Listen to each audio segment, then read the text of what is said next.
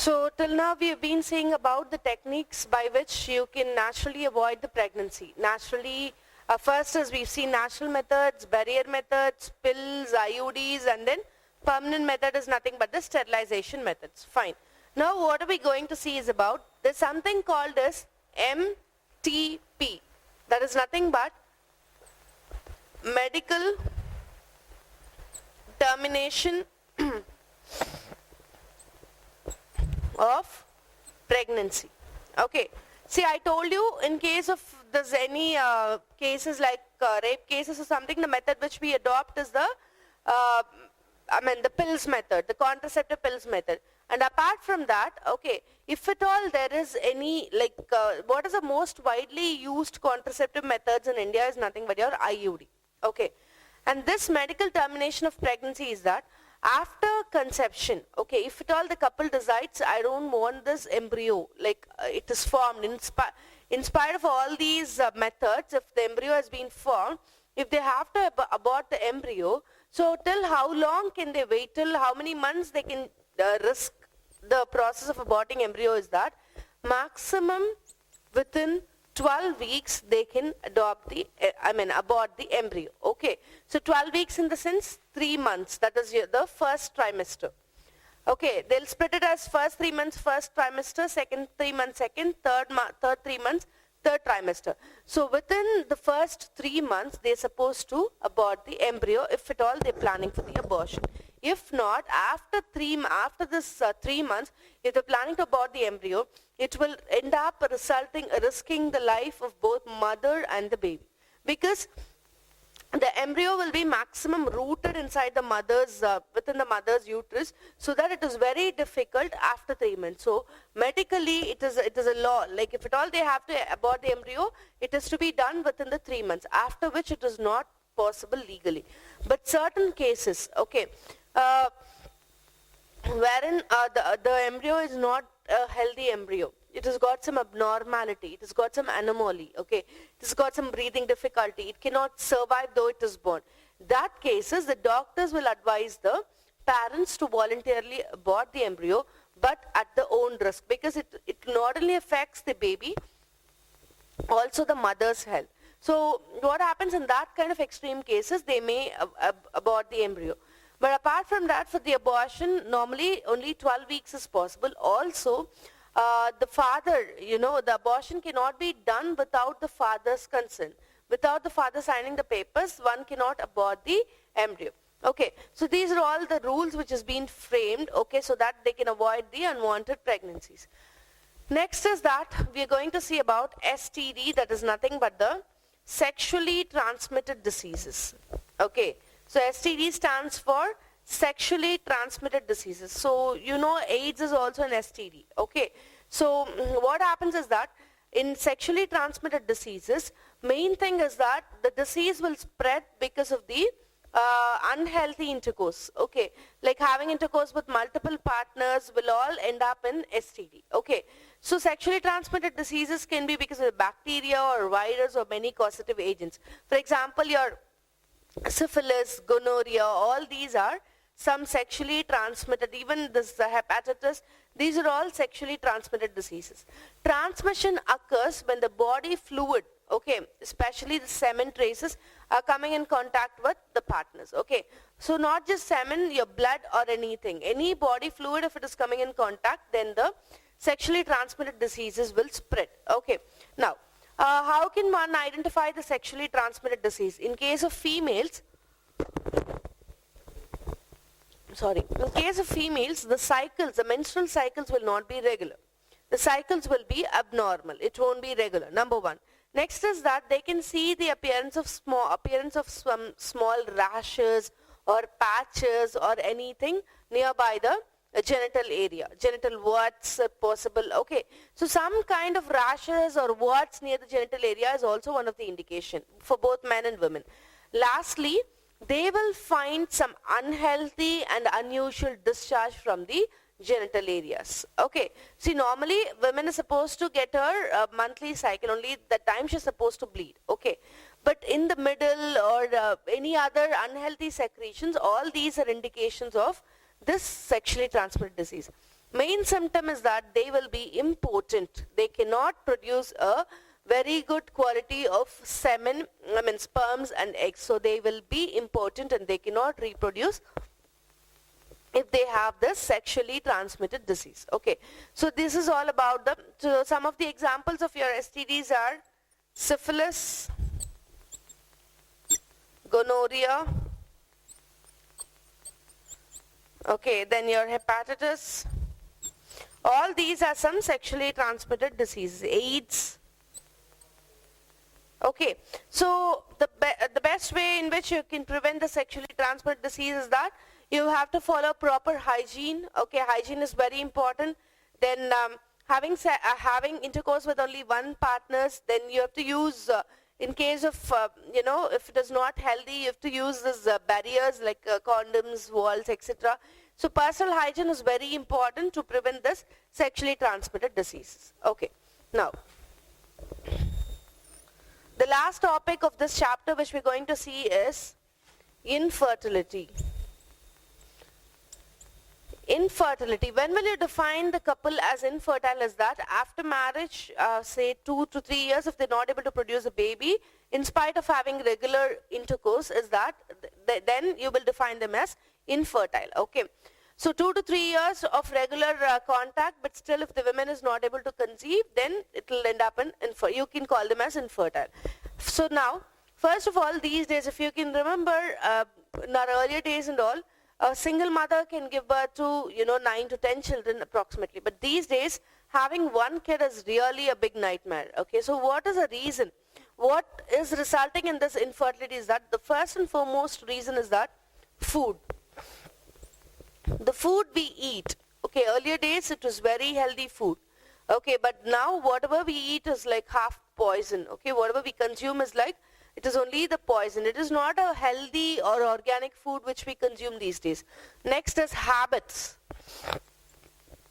Smoking, alcohol consumption. Okay, all these might lead to infertility. And then next is that stress.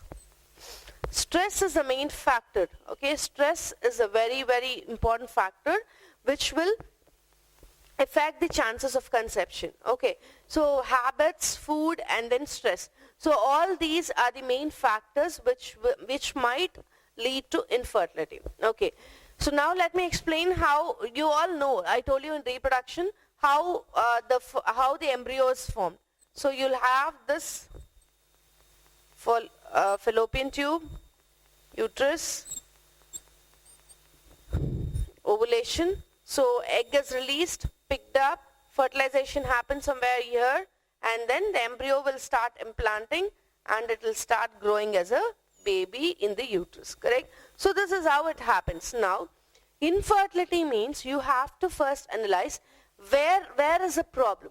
Okay, so the problem might happen in any of the stages. So first of all, you have to analyze where exactly the problem is and then treat them accordingly. Okay, so now I will tell you parallelly what are the problems and what are the treatments available. Okay, so all the the entire collective therapy is called as ART or assisted reproductive techniques. Okay, so ART or assisted reproductive techniques. So what happens? First of all, first thing is that they have to produce the gametes properly. Okay, so gametes production is very, very, very important, correct? So, and then, so second thing is that sperm quality. Sperm quality. Okay, they'll check the quality of the sperm. Okay, that means not just the count, but the quality is important. Third is that fertilization problem. Sperms are all good, but sperms are not able to fertilize. Fertilization problems. And the last one is implantation problems. Okay, so these are all the problems which can be encountered if at all the couple is not able to conceive. First is gametes. Okay, First, they'll check if the female is producing the gametes properly and if the male is producing the gametes properly. Okay. If they are producing the gametes properly, then it's fine. If not, they have to go for egg donor or sperm donors. Okay. So they have to lend the gametes because they don't have proper gametes, correct? So egg donors, though after getting the gametes from the donors, though they are conceiving and developing the baby will be genetically similar to the one who donated the egg or the sperm. Okay, so genetic mother parents, they cannot be the genetic parents at all. They can only get the sperm and grow them inside the body and grow the embryo inside the body. But genetically, the one who donated will be the actual parent. Okay, fine. Next is that the gametes are fine, okay, but the sperm motility is very low. Sperm quality in the sense motility. Okay, sperms are not able to move fast and go and fertilize the ovum. See, sperm, it's a long journey for the sperm. Okay, so they have to start from here, travel all the way to fallopian tube and then fertilize it here. So half the way itself, half of the sperms will be dead. Only one, if it is successful in fertilizing, that will help end up in formation of embryo. So if the motility is very low, half of the sperms will be dying here itself. So you will not have chance for the sperms to go and fertilize the egg. So sperm motility. In this case, what they will suggest is artificial insemination. So what is this artificial insemination is? They will collect the sperm, they will wash it in a liquid, they'll remove all the unwanted sperms, okay. They will enhance the motility of the sperm and they will inject the sperms directly into the uterine cavity somewhere here. So the sperms, so the distance is less now, correct? The sperms can easily go and fertilize. Rather than starting all the way from here, if at all they are injected here, it is easy for them to go and fertilize. So you're reducing half the way for the sperms, okay. So this artificial insemination is suggested for the order, this is also called as IUI, intrauterine insemination. That is, you're injecting the sperms in the uterine cavity. That is called as intrauterine insemination or artificial insemination. It's suggested for the people having a very bad sperm motility. Okay, next. Okay, one more thing. This gamete, egg donor, this technique is called as gift. Gift in the sense, I'm taking the gamete, say sperm or ovum, maximum sperm, and I'm putting it in the fallopian tube. Okay, so that's called as gamete intra-fallopian tube transfer.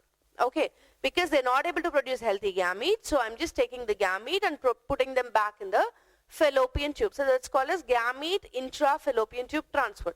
And this is IUI, intrauterine insemination.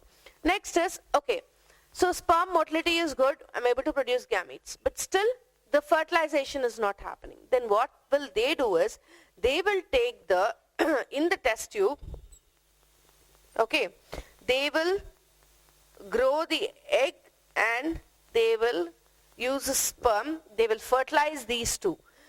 So fertilization is happening outside the body.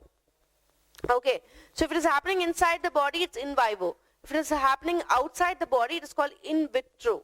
So in vitro fertilization is done. So in vitro fertilization is done. So they will pick up, they will just analyze these embryos, whichever is healthy. Okay, so those embryos alone, they will put them back on the fallopian tube or uterus. I repeat, fertilization is not happening naturally. Take out the sperms and ovum outside, put it in the test tube, fertilize them under the optimal conditions, then let them grow for some time, so until they form some cluster of cells. Take the embryo back and put it back in the fallopian tube or uterus. Okay, so this technique of putting the embryo back in the fallopian tube or uterus is called as ZIFT.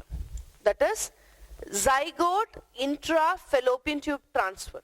Okay, so if I'm taking it as 8 cells, 8 to 16 cells stage, maximum 8 cells, I'll put it back in the fallopian tube. But if I'm taking this out in beyond 16 cell stage, I'll put it in the uterus. Clear? So it depends. Maximum they will put it in the fallopian tube only. Okay, maximum they will seize the zygote in the 8-cell stage and put it back in the fallopian tube. If at all it is going beyond 8-cell stage, then I'll put it back in the uterus when it is in the 16-cell stage. Clear? So this technique is called as ZIFT, zygote intra-fallopian tube transfer. Then how will I see if the sperm is not having proper acrosome?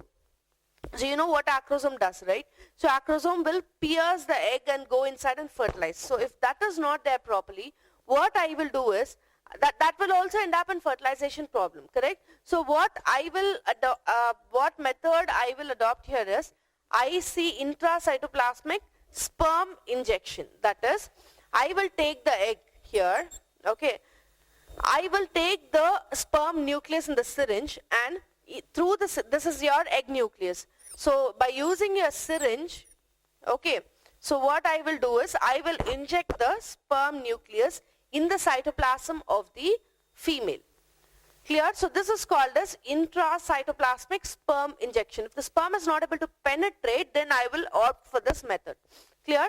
So that here the fertilization happens and then the embryo will grow. Clear? So these are the two methods which is, so after this fertilization in vitro condition, I'll put them back in the fallopian tube or uterus depending upon the stage. So this is what, this is the method which I'll adopt for if a couple is having the fertilization problem.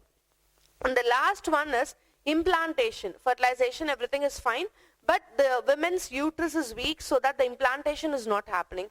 Then what I will do is, I will opt for, okay, the surrogacy.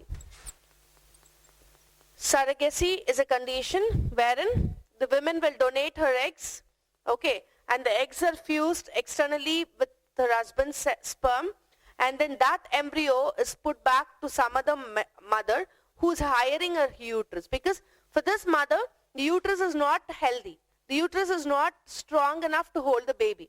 So they'll have continuous miscarriages again and again. So what happened? She will hire a woman who can lend her uterus to grow her baby. So that's called as surrogacy. Okay. So though the other mother is growing genetically, the mother who gave the egg will be the actual mother. Okay. So surrogacy can be chosen for that cases. Okay. So these are all the methods which can be adopted to treat the infertility. Okay. So apart from this, there might be some small issues. See, women will be ovulating normally. Everything, all the sperm count, everything will be normal, but still they'll not be able to conceive. Then the main factor is stress factor. Okay. Stress, anxiety, food habits will mainly govern the infertility issue, infertility condition. So if you have a check on all these things, one can naturally avoid the infertility. Okay. Yes. So this is all about the infertility. So with this, we are done with the reproductive health. Okay.